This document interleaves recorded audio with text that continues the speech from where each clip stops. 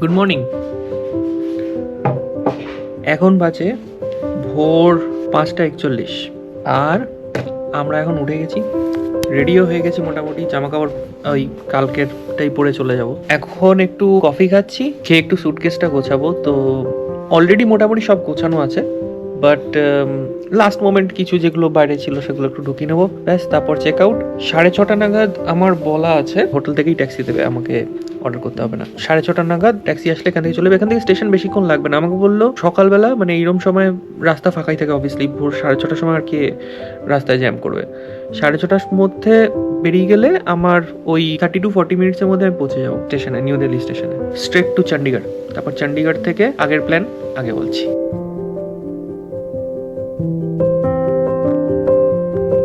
Train ছেড়ে দিয়েছে, এই এখন আমরা দিল্লি ছেড়ে বেরিয়ে যাচ্ছি স্টেশন থেকে।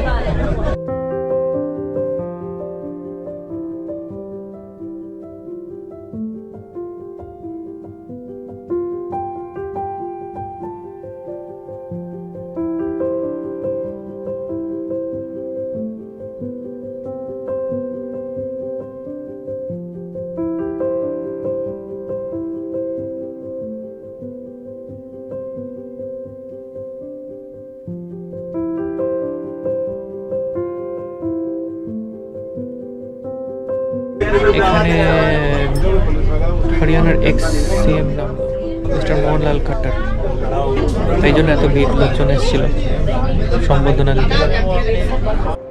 মিনিস্টারকে সম্বর্ধনা দিতে গিয়ে আমাদের ট্রেন হয়ে গেল লেট। শতাব্দী কিন্তু জেনারেলি লেট করে না, কিন্তু আজকে হয়ে গেল, কি করা যাবে।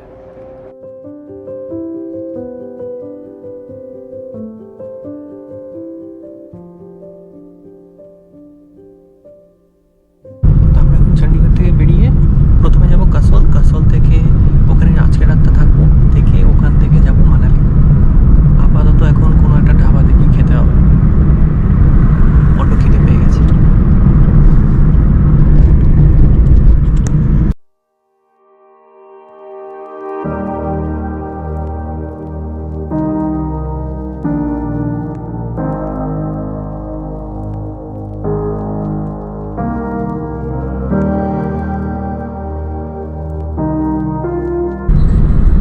চণ্ডীগড়ের উপর দিয়ে যাচ্ছি। চণ্ডীগড় হচ্ছে মানে ইন্ডিয়াতে one of the most well planned city, এত সুন্দর।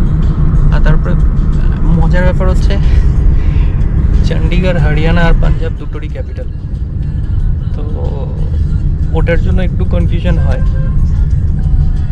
বাট আদারওয়াইজ খুবই ওয়েল প্ল্যান্ড সিটি। এত সুন্দর সুন্দর মানে রাস্তায় গার্ডেন্স আছে আর চারিদিকে গাছ, খুব সুন্দর। ফর এক্সাম্পল দিস, মানে আমি এখনো অবধি চণ্ডীগড়ে আমাদের গাড়ি ঢোকার পর একটা টার্নিং বা একটা রাস্তার একটা জায়গাও দেখিনি যেখানে গাছ নেই। চারিদিকে রাস্তার দুধারে,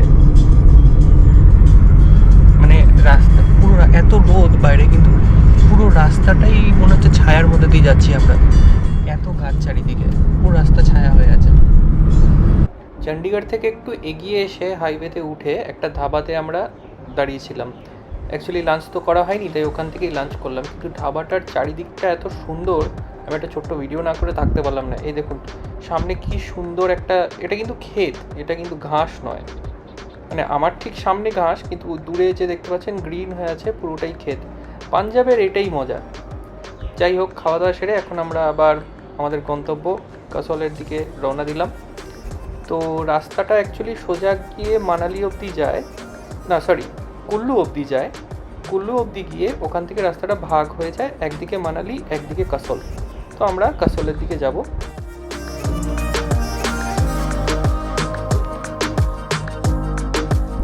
এবার আমরা হিমাচল এন্টার করছি। অলরেডি পাহাড় দেখা যাচ্ছে দূরে।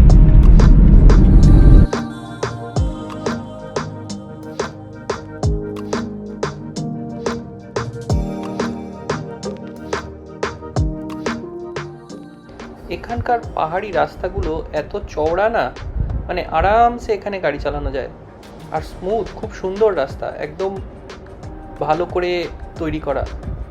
আর দেখতেও ভালো লাগে, দূরে দূরে পাহাড়গুলো দেখা যায়, পাহাড়ে গা দিয়ে। আমার পাহাড়ি রাস্তা এমনিতেই খুব ভালো লাগে, সুতরাং আর বলে লাভ নেই। আর এই হলো হিমাচলের গেট, এখান দিয়ে এবার আমরা হিমাচলে ঢুকে গেলাম।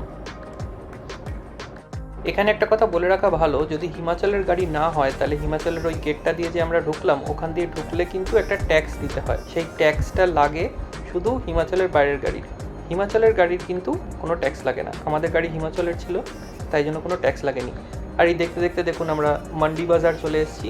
এটা মানে হাফ রাস্তা ক্রস করলাম, আর এই এখন মান্ডি ছাড়িয়ে আমরা বেরিয়েছি। এই গুরুদুয়ারাটা খুব সুন্দর, খুবই সুন্দর দেখতে। এখন জাস্ট আমরা মান্ডি বাস স্টপ ক্রস করে মান্ডি পেরিয়ে এখন আবার এগিয়ে যাচ্ছি ওদিকে।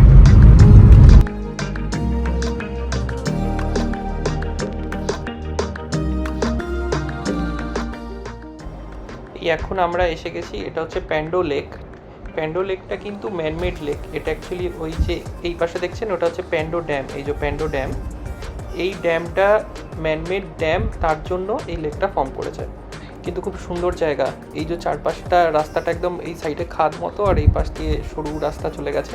আসলে মেন রোডটা, ওই দিকের রোডটা ভেঙে গেছে, ওই যখন ফ্লাড হয়েছিল সেই ফ্লাডে ভেঙে গেছে, তাই এইটা একটা সাইডে একটা বাইপাস রোড বানিয়েছে, যেটা একটু সরু কিন্তু বেশ সুন্দর। এই জাস্ট কাসলে পৌঁছালাম।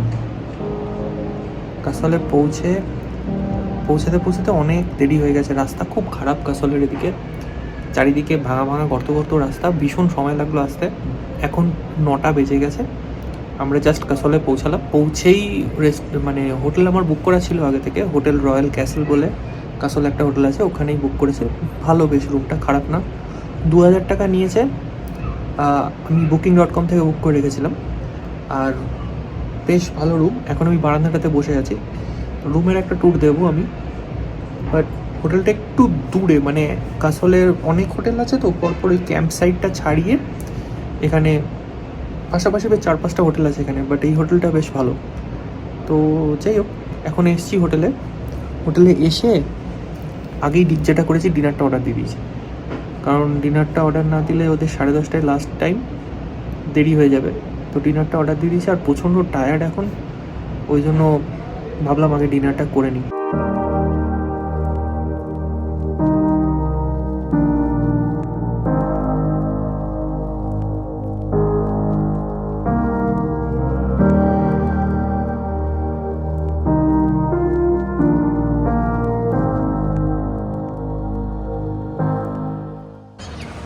এটা আমাদের হোটেল, পেছন দিক থেকে।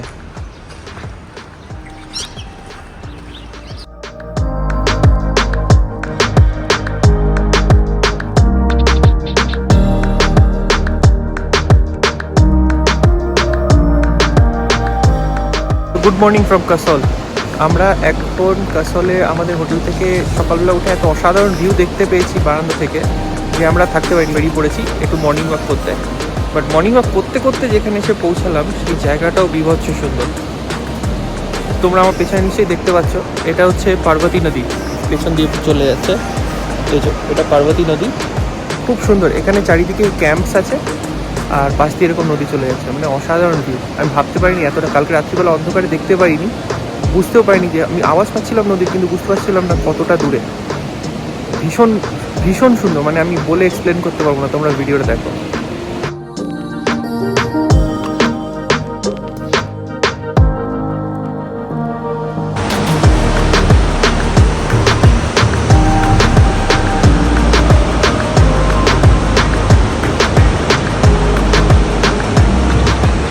এবার তোমাদের একটা জিনিস দেখাই, আমাদের সামনেই আমরা এখান থেকে বরফের পাহাড় দেখতে পাচ্ছি, মানে একদম বরফে ঢাকা, দুটো পাহাড়ের মাঝখান দিয়ে দেখা যাচ্ছে। তাও তোমাদের একবার দেখাই, একটু দূরে লাগছে, আমি একটু জুম করলে হয়তো দেখতে পাবে তোমরা। আমার এক্সপেকটেশন খুবই কম ছিল কাসলের থেকে, কিন্তু আমি ভাবতে পারিনি যে এতটা সুন্দর হবে।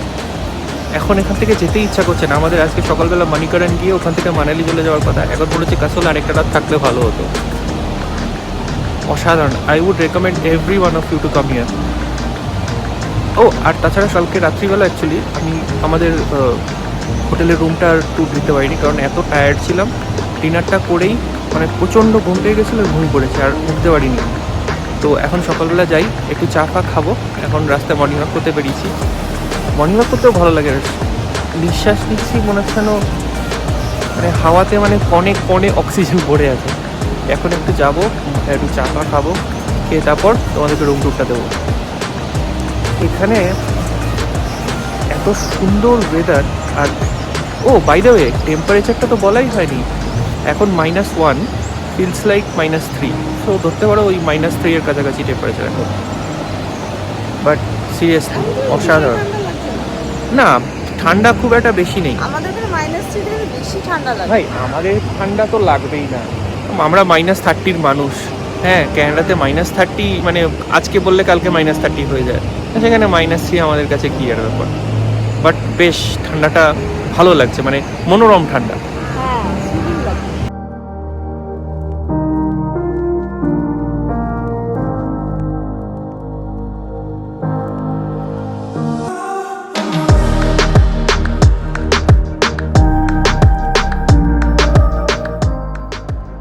আর এই হলো আমাদের হোটেল, হোটেল রয়্যাল ক্যাসেল। হোটেলটা বিশাল বড় নয়, ছোটই হোটেল, কিন্তু খুব সুন্দরভাবে বানিয়েছে। এইটা হচ্ছে হোটেলের লবি, এই দিকে বসার জায়গা আছে, ওই ডান দিকে রিসেপশন ছিল। আর এখানে একটা সুন্দর মূর্তির মতো স্ট্রাকচার আছে, মানে মূর্তির মতো স্ট্রাকচার না, মূর্তি আছে। আর এই সামনেটা হলো এন্ট্রেন্স, এই যে কাঁচের জায়গাটা, এইটা হচ্ছে ওদের রেস্টুরেন্ট। রেস্টুরেন্টটা খুব সুন্দর, এটা বার কাউন্টার, আর ওই পাশে লাইভ মিউজিক হয় বাঁদিকে, আর এইদিকে বসার অ্যারেঞ্জমেন্ট আছে। আর এই ভেতর দিয়ে চলে গেলে পেছন দিকে একটা গার্ডেন এরিয়াও আছে, যেখানে ওপেন প্যাটিও মতো আছে, মানে ওখানেও বসা যায়, চেয়ার টেবিল আছে, যদি বৃষ্টি না পড়ে আর কি। বৃষ্টি বললে তো হয়ে গেল।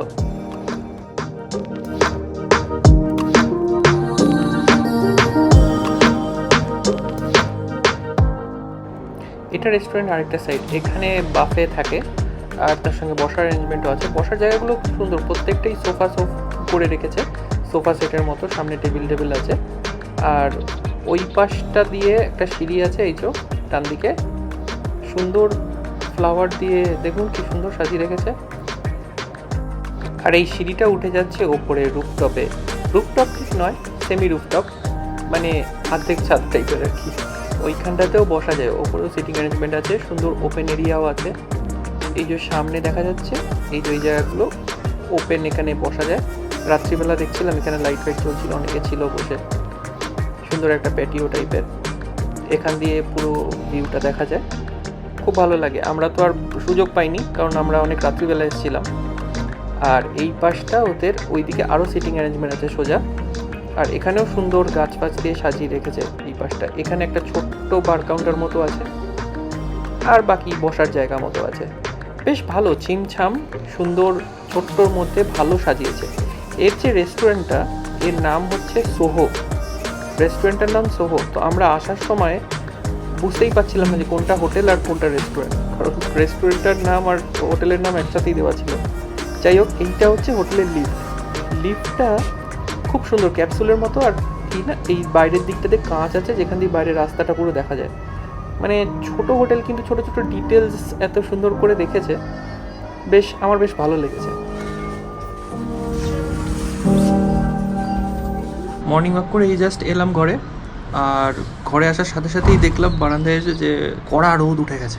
রোদ উঠে যেন আরেকটু সুন্দর লাগছে। তখন শুধু পাহাড়ের ওই ওপরটাতে রোদ ছিল সকালবেলা, আর এখন আমাদের একদম পুরো এরিয়াটাই এখন রোদ উঠে গেছে, তো দেখতে আরও সুন্দর লাগছে।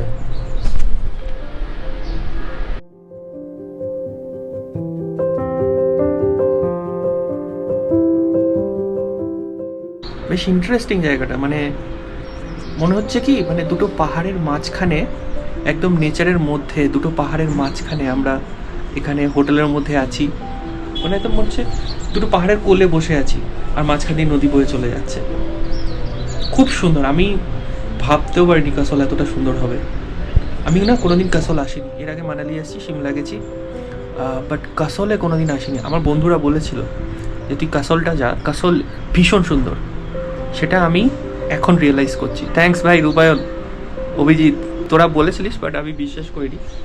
But this is awesome, awesome. এখন জাস্ট আমি ব্রেকফাস্ট অর্ডার দিলাম, তো ব্রেকফাস্ট চলে এসছে, এখন আমরা ব্রেকফাস্ট করছি। দেখাচ্ছি ব্রেকফাস্টটা আমার, যে বলেছিলাম ইংলিশ ব্রেকফাস্ট, তো ওখানে বেকানও ছিল, আমি বেকানটা নিইনি বিকজ আমার বেকান ভালো লাগে না। আর বাকি যা দিয়েছে দেখাচ্ছি। এই এটা হচ্ছে মাশরুমস, এটা আমার মনে ছিল না, মাশরুমস আর টমেটো, এটা আমার মনে ছিল না। টমেটোর উপরে একটু চিজ ছড়িয়ে দিয়েছে। এখানে চিকেন সসেজ আছে, এটা মশলা অমলেট আর ব্রেড, আর সঙ্গে এখানে বেকড বিনস দিয়েছে, আর একটা চা এটার সঙ্গেই, মানে ওর পুরো একটা প্যাকেজ মতো, প্ল্যাটার মতো সরি। তো ওটার সঙ্গেই এগুলো আছে আমারটাতে। আর অঙ্কিতার আছে এটা কেচাপ, কিন্তু এটা বিনস নয়। আর এখানে চিকেন সসেজ আর ব্রেড আর অমলেট। অঙ্কিতা একটু প্লেন খেতে ভালোবাসে, প্লেন ব্রেকফাস্ট খেতে ভালোবাসে, তাই ওর প্লেন খাবে, তাই তো? নাহলে আবার অনেকটা জার্নি করবো, তো আবার শরীর টরীর যদি খারাপ করে ব্রেকফাস্ট খেয়ে, তো সেই জন্য আমার হয় না ওসব। তো এই জন্য আমি একটু বেশি করে ব্রেকফাস্ট খেতে চাই, কারণ এর পরে লাঞ্চ করতে করতে অনেক দেরি হয়ে যাবে। তো তাই জন্য ব্রেকফাস্টটা একটু ভরপেট করে নেওয়া যাক। এখানে না খাবার দাবারের কোয়ালিটি বেশ ভালো, মানে কাসল খুব ছোট জায়গা, তো এখানে একটু ফরেন ক্রাউড খুব বেশি। বাট সব রেস্টুরেন্ট কিন্তু একরকম নয়, ভালো ভালো ক্যাফে আছে, বাট সব হোটেলে খুব ভালো ফুড সবসময় পাওয়া যায় না। বাট এই হোটেলটাতে আমি একটা জিনিস লক্ষ্য করলাম, খাবার দাবারের কোয়ালিটি বেশ ভালো। ইভেন এই চিকেন সসেজগুলো বেশ টেস্টি, এবং শুধু তাই নয়, খুব হালকা বেক করেছে, মানে একদম পুড়িয়ে দেয়নি বা পুরো ভেজে দেয়নি, হালকা হালকা একটু ভাজা ভাজা একটু বেক করা, খেতে খুব সুন্দর লাগছে। আর একটাই ইস্যু, যেটা না একটু নুন কম দেয় খাবারে, রান্নায়, উইচ ইজ গুড এনিওয়ে। হ্যাঁ, আমাদের ওখানকার মতো সোডিয়াম কম খাওয়াই ভালো, বাট আমরা তো বাঙালি, নুন না হলে খুব একটা ভালো লাগে না। বাট একেবারে দেয় না তা নয়, কিন্তু ওই একটু কম, আমাদের মনে হয় আর একটু নুন হলে ভালো হতো। হ্যাঁ, ফরেনার্স এখানে যেহেতু বেশি আছে, ফরেনার্সরা একটু সাধারণত নুন কম খায়, তো সেই জন্য আই গেস ওরা নুন কম দেয়, but which is good. Test কিন্তু নো ডাউট ভালো, মানে আমি তো অলওয়েজ রেকমেন্ড করবো এখানে। খাবার দাবার কিন্তু আমি আগে থেকে বলে রাখছি একটু এক্সপেন্সিভের দিকে, মানে এই যে আমি ব্রেকফাস্ট প্ল্যাটারটা অর্ডার করেছি, এটা 450, আর অঙ্কিতার ওই অমলেট টোস্ট আর চিকেন সসেস দিয়েছে, ওইটা হচ্ছে 230, ঠিক আছে? তো একটু এক্সপেন্সিভ সাইডে, বাট এটা না এখানে সব জায়গায়, মানে আমি কাসলকে বলে বলছি না বা এই হোটেল বলে বলছি না, এটা না এখানে সব জায়গায়। আমরা একটু আগে চা খেয়ে এলাম, একটা বাইরে ছোট্ট একটা বেকারি মতো ছিল, সেখানে সকাল সকাল খুলেছিল, আর কোনো দোকান এখানে 9টার আগে কোনো দোকান খোলে না, আর ওই দোকানটা খোলা ছিল তখন 7:30টার সময়। আমরা একটু চা খেলাম, দুটো চা 60 রুপিস নিল, কিছু না, নর্মাল চা। আমি একটা মিল্ক টি খেলাম, ও একটা এমনি লিকার চা খেলো, একদম দুটো চা মিলিয়ে 60 টাকা নিয়ে নিল।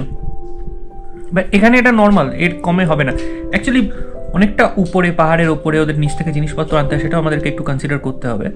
তো অবভিয়াসলি জিনিসপত্রের দাম একটু তো বেশি হবেই, তাই না? বাট এনিওয়েজ খাবার কিন্তু খুব ভালো। যারা তোমরা এখানে আসবে তারা কিন্তু এই হোটেলে থাকলে এই হোটেল থেকেই খাবার অর্ডার করে খেও, খুব ভালো। কালকে ডিনারটাও খুব ভালো ছিল। আমি এগ কারি অর্ডার করেছিলাম, এগ কারিটা মানে নর্মাল এগ কারির মতো ছিল না, ওটা অনেকটা ওই এগ লাবাবদার বা ওই মাসাল্লাম টাইপের গ্রেভিটা ছিল, ভীষণ একটু থিক টাইপের, কিন্তু খেতে খুব টেস্টি ছিল। সঙ্গে একটা মিক্সড ভেজ ছিল, মিক্সড ভেজটাও ভালো করেছিল। সো নো ডাউট খাবার দাবার খুব ভালো এখানকার, আর ভীষণ রিজনেবল, মানে হোটেলের প্রাইস অনুযায়ী। এই রুমটা আমরা যেখানে আছি, আমি কালকেও বলেছি, এটা 2000 রুপিস নিয়েছে এই রুমটা, 1 নাইট। আর ভিউ তো আমি দেখালাম, আর রুমটারও ট্যুর দেবো। মানে 2000-এ কাসলে এত ভালো রুম আর এরকম আতিথেয়তা জেনারেলি ভাবা যায় না। বাট একটা এখানে ক্যাচ আছে, আমি যে বুকিংটা 2000-এ পেয়েছি সেটা কিন্তু booking.com-এর থ্রু থেকে, মানে এখানে ডাইরেক্ট বুক করলে কিন্তু 4000 টাকাই রুম ভাড়া। তো যদি পারো তোমরা এক্সপিডিয়া বা booking.com থেকে বুক করবে বা মেক মাই ট্রিপ থেকে বুক করবে, ওখানে না ভালো ভালো ডিল পাওয়া যায়। যেমন আমারটা এখানে 4000-এর রুম, আমি 2000-এ থাকছি। আচ্ছা, তো খাবারের পরে এর সঙ্গে একটু চাও ছিল, খাবার দাবার খেয়ে একটু চা খাবো, চাটা খেয়ে একটু ফ্রেশ হয়ে তারপর নেক্সট গন্তব্য মণিকরণ। ও মণিকরণে যাওয়ার আগে একটা রুম টুর দিতে হবে, ভুলে গেছি। মনে রাখতে হবে একটা রুম ট্যুর।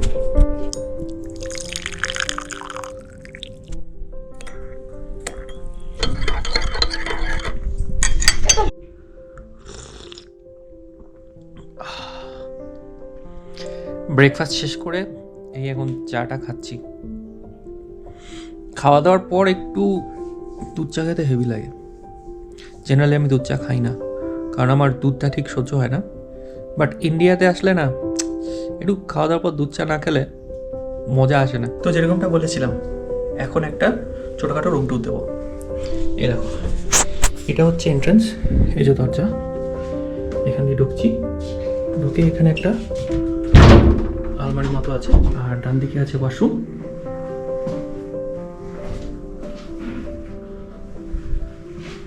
আর এখানে লাগেজ রাখার জায়গা, যেখানে আমরা লাগেজ রাখিনি। এখানে একটা কফি সেট আপ আছে, কফি টফি দেওয়া আছে। এই যে এখানে অনেক কফি, চা, অনেক কিছু দেওয়া ছিল। ইলেকট্রিক কেটেলও আছে। আর এখানে একটা বার মেনু দেওয়া আছে। কেন? তার কারণ হচ্ছে এখানে একটা ফ্রিজও দিয়েছে। সেই ফ্রিজে অল্প স্বল্প জিনিসপত্রও আছে। সেখান থেকে যদি খাই তাহলে তার এই রেট, যদিও আমরা কিছু নিইনি ওখান থেকে। এটাও ওরা দিয়েছে, এটাও যদি খাই তাহলে টাকা দিতে হবে। এইখানে একটা টিভি আছে, আর এই হচ্ছে বেড। বেডটা বেশ সুন্দর, এখানে দুটো বেশ সুন্দর লাইট আছে। লাইটগুলো বেশ দেখতে ভালো লাগে রাত্রিবেলা। ওখানে সোফা আছে একটা, আর টেবিল আছে, যেখানে এখন নোংরা প্লেট পড়ে আছে, বিকজ ব্রেকফাস্ট এক্ষুনি করেছি, তাই জন্য ওটা আর দেখাচ্ছি না আলাদা করে। আর এদিকে একটা ফোন আছে, বেড সাইড টেবিল আছে, ওদিকেও একটা বেড সাইড টেবিল আছে, মানে ছোট্ট একটা ওই টেবিলের মতো, যে সাইডেও আছে। আর এইখানে একটা মিরর আছে, আর এইদিকে হচ্ছে বারান্দা। এটাই হচ্ছে মেন অ্যাট্রাকশন। তো বারান্দার ভিউ তো আগেই দেখিয়েছি, সুতরাং আলাদা করে আর দেখাচ্ছি না। বাট এই হলো রুম ট্যুর। আর এই ওয়ালটাতে এখানে বেশ সুন্দর কতগুলো পোর্ট্রেটস টাইপের সাজানো আছে। রুমটা বেশ ভালো ডেকোরেট করেছে। এখানে একটা এসিও আছে গরমকালে যদি দরকার পড়ে। এখন তো আমাদের লাগেনি। ফ্যানও আছে, সেটাও লাগেনি, কারণ বেশ ঠান্ডা ছিল। সকালবেলা তো -1 ছিল, এখন অনেকটা বেটার। এখন 10 হবে, +10। তো যাই হোক, এখন আমাদের ডান এখান থেকে। এবার আমরা চেক আউট করে এখান থেকে বেরিয়ে যাবো মানিকর্ণের দিকে। তারপর ওখান থেকে আমরা যাব মানালি। চলো, রাস্তা দেখা হবে।